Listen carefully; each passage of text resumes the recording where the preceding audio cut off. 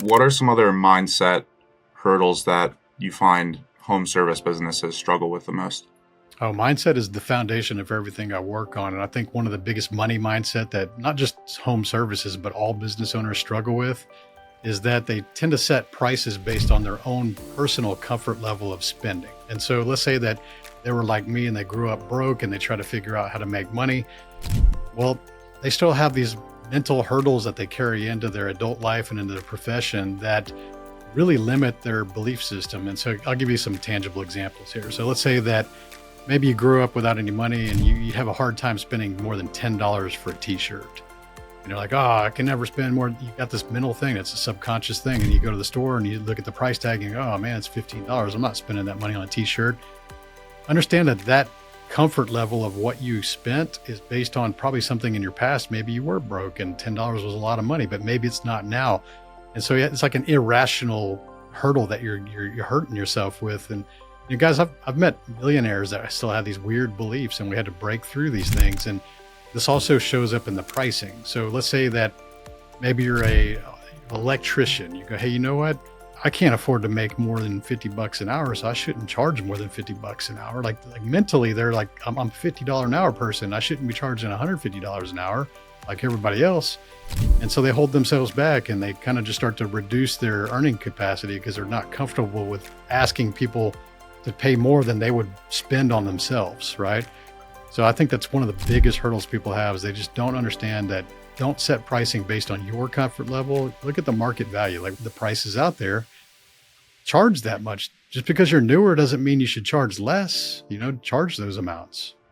And so is that something that can be fixed just by making them aware about it? Or is there more like strategy from your end that goes into helping to change the mindset of these people?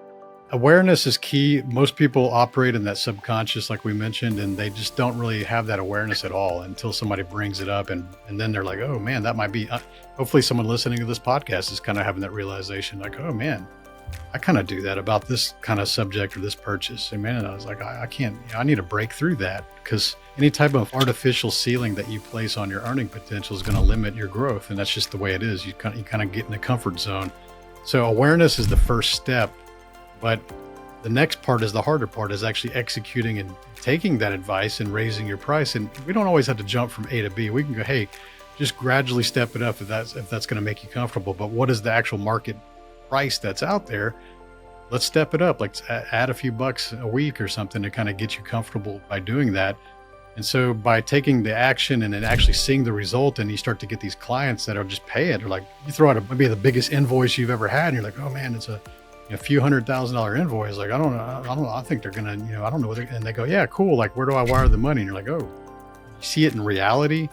That's when it starts to reinforce that behavior needed to change. Like, oh man, this is not as bad as I thought it was going to be. I had to be more confident at selling that, your voice, the way you communicate, even in your emails. If you're throwing out an invoice or a quote or a bid on something, but you feel like you're questioning it yourself, and you're doing a Zoom call with a potential client or in person with a potential client, and you're kind of like talking about a big price, but you're not real confident, and they can hear that, they can feel that energy in your voice. You don't have any certainty, you don't have any confidence, and they're going to key in on that. Their subconscious is going to hear you kind of like feeling squeamish about making a big offer, and they're not going to hire you because they're going to look for the person that's very confident, very certain that they feel that I've done this before, because they're looking for that confidence to get the job done.